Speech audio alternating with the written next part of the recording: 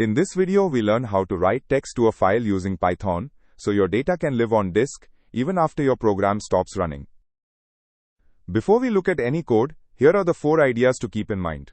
The mode you pick when opening a file decides whether you replace its contents or add to them. We call open with the file name and the letter W in quotes. This either creates a brand new file called node.txt or completely replaces it if one already exists. Be careful with this mode. Inside the with block we call .write twice. Each call sends a string into the file. The \n at the end of each string acts like pressing enter, starting a new line. After running the program, we open the same file in read mode to check its contents. Python prints exactly the 2 lines we wrote, confirming the data was saved correctly. Now we switch the mode to the letter A, which stands for append. Python moves to the very end of the file, and any new text is added after what is already there, leaving the original lines untouched.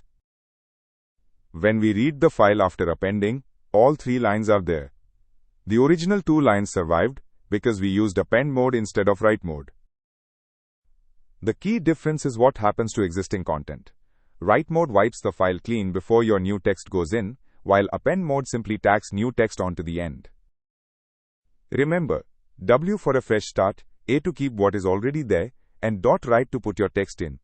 Use a with block and Python handles closing the file for you.